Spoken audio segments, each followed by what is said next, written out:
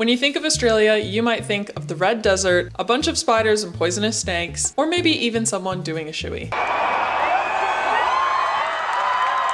However, Australia is so much more than just that. It has so many positives and so many amazing places for a reason on why you should call it home. Now, a couple weeks ago, I did a video on why you should not move to Australia. It was quite negative when it came out, so this week I thought we would do a positive spin and discuss the reasons that you should move to Australia. Now, addressing the elephant in the room before we start with this video would be my American accent. I know it probably sounds like I don't have the right to be speaking about why Australia is so great. However, I was born in Australia and moved over to America when I was 8 years old. So I have a solid idea of what it was like as a kid growing up in the school system and the environment that played in, but I'm also seeing it now as an adult from an outside point of view. The rest of the video will be more from my perspective and what it was like moving from the US to Australia. So they might not be completely accurate. It is from my own experience and how I view Australia as an American moving over, but then also as someone who grew up in the culture and just kind of has a different view than your typical Australian who has lived here for their whole life. All right, let's jump into the points. Honestly, I was putting together a list when I was on the train going to work, and the list is so long. I actually might need to make 2 parts for this because it is that long. Firstly, I'd love to talk about the Australian culture. Now, it is quite similar culture if you're in another English-speaking country, like London, Canada, the US, New Zealand. All of these places just have similar culture to Australia in the way that, you know, they have holidays like Christmas and they have similar values. So I find if you're moving from another English-speaking country, it's quite easy to move to Australia because everything is just quite similar. You don't have to change a lot of your views. You don't have to change a lot of your behavior. So if you're moving from a place like London or the US, it is super similar. So you don't have to worry about a huge culture shock coming into it. Another big reason you can move to Australia is the public transport is so much better, especially coming from the US where public transport is not really a thing. And if it is a thing, it's terrible and expensive. Australia, I feel like, has a good mix of strong public transport where I can rely on it and I know it's going to get me there, but at the same time being cost effective. So for example, on Metro in Melbourne, if you travel all day long going on any of the buses you want, any of the trains you want, it actually has a max capacity for the price that you pay, which is about $9. That seems pretty good for me. If I was in America and I had to take Ubers everywhere, it would probably cost me like $100 by the end of the day. So I love the public transport here. It is honestly a breeze. A lot of people I know don't even own a car. I don't even own a car, and it's the best experience ever, just not having to think about it, think about the costs, you know, think about registration, any of that stuff. And then at the same time, I can still use Ubers if I need to too. I think it's funny because I come from the US and everything is really about freedom. I have my liberties, I have my free choice, but I honestly feel more free in Australia, which is a bit interesting. The fact that I don't have to own a car and I can just go on public transport and I don't have to pay an arm and a leg for that transport, it makes me feel more free in a weird way.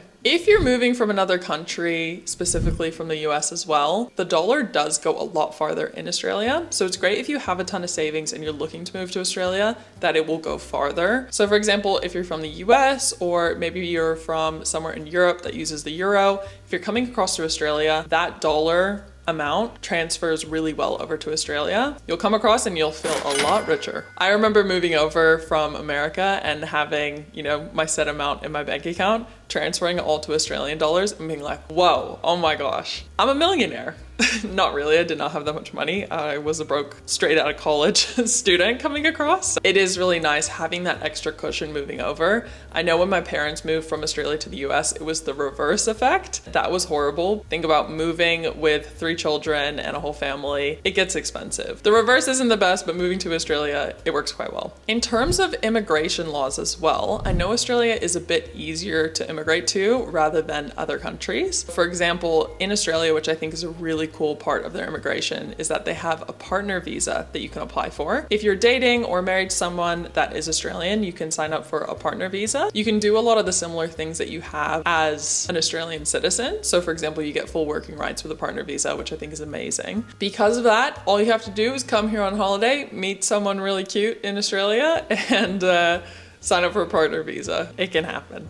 The coffee here is undeniable, specifically in Melbourne. You know that wherever you're gonna go, it's gonna be a good coffee. It's just top tier. I think if you've watched a couple Australian videos, you know how amazing the coffee is here. And if you've been to Australia, you definitely know how good the coffee is. I feel like if you go to any other country after and have their coffee, it just doesn't get to the standard of Australian coffee. I don't know what it specifically is, but there are so many coffee snobs in Australia, but I'm grateful for it because the coffee tastes amazing. From a culture perspective as well, I find that there's a lot more support with the different cultures that other people bring into Australia. For example, we just had Diwali and it was really cool because I work next to a bank. So when I was walking around, I saw that they had like this whole Diwali celebration up. So they had all these dancers and they were doing like a whole dance in front of a whole crowd within the bank. And it was absolutely so cool that they celebrate all kinds of cultures as well. Not just the Diwali holiday, they celebrate other holidays as well. But I feel like the culture is just celebrated so much more in Australia because it's such a multicultural space. Within that culture from the corporate space as well, I find that Australia has a lot better work-life balance. One really cool thing that Australia does as well is called long service leave. So that means if you stay with one company for a set amount of time, normally it's in between 7 to 10 years at a company,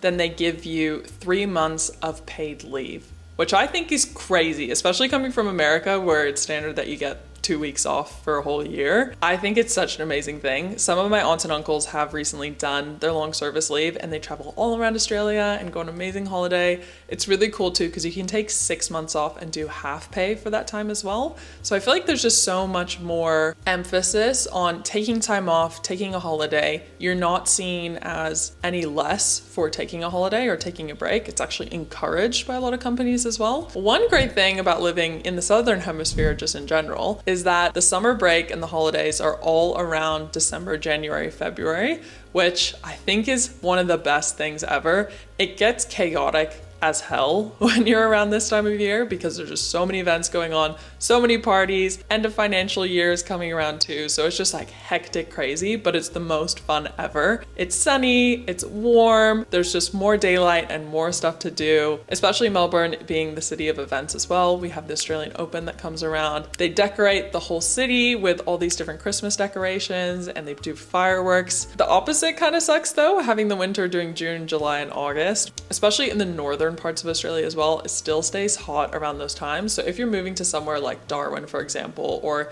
even up in the Gold Coast or near Brisbane, you're still gonna have really nice weather even during those months. So you can always escape the cold and go farther up north for a holiday, which I think is really good. Adding to the work-life balance and specifically everything with the summer holidays too, is that Australians are very social. There is a large drinking culture, but there is just a large going out culture as well in terms of going out for brunches, going out for coffees. They're just very big on going out and being part of your community, which I really love about being here. Also, if you made it this far in the video and you have not subscribed, this is your reminder to subscribe. It's free, it's easy, and it helps support me to make more videos like this. One thing I think that also adds to kind of the community side of Australia is that a lot of corporations, a lot of businesses are very in support of big mental health days and other just kind of care for their community. So for example, there is this nationwide thing called Are You OK Day? So it's all about checking in with people around you and just making sure that they're okay. Since I'm recording this in November, they also do a big push for Movember. So all of the public transport has little mustaches. And I just find overall that people donate a lot more to communities. They volunteer a lot more. I feel like there's just further emphasis on supporting your community in Australia. I found it was still prevalent in the US, but even just 2 years here now as an adult, and I'm seeing so much more support for community than I did see over in America. This is a big one in comparison to the US as well. Having insurance is not going to cost you an arm and a leg. If you're an Australian citizen, you get access to Medicare, which is amazing. That means that you can go to any appointment and it just kind of costs this smaller amount. You're not going to pay thousands of dollars just for an appointment. It's going to be around like $50 to $100 depending on where you go. And it's really nice as well because it's not connected to your job. If you become unemployed, you don't have to worry about scrambling for insurance. But if you are living in Australia, I would recommend signing up for the Ambulance Victoria membership. So that means that anytime that an ambulance gets called for yourself, you just pay a flat rate for it. It can get a little bit expensive, especially if you need to get airlifted. Hopefully that doesn't have to happen to anyone, but you pay yearly and it just covers you in terms of any ambulances that you need to use. So if you're living in Australia, check out Ambulance Victoria. Overall, Australia is so much better in terms of crime rates. I know that's generally because there are just way less people in the country, which kind of helps with crime rates, but overall, it's a lot safer of a country, especially living in the US with all of the gun issues and all of the crimes over there. I find Australia is so much more safer, and when I walk around at night, I'm not scared for my safety the same way that I was in America, especially because I was living near San Francisco. Walking around there at night scared the hell out of me, but walking around in Melbourne, I feel so much safer. For example, they have police at every train station after a certain hour. I just find people look out for each other a bit more, which I appreciate. Okay, I'm looking through this list and there is still so much more to go, but I've already been recording for so long, so I think I'm gonna have to make a part 2 for this. Definitely leave a comment below if you feel like there's something I missed today that you want to see in the next video. So I have a couple vlogs of my life here in Melbourne. However, I just went to Brisbane this past weekend and made a vlog for that. So vlog will be coming very shortly. Thank you so much for watching. I appreciate you so much for making it this far in the video. Much love, and I will see you in the next video.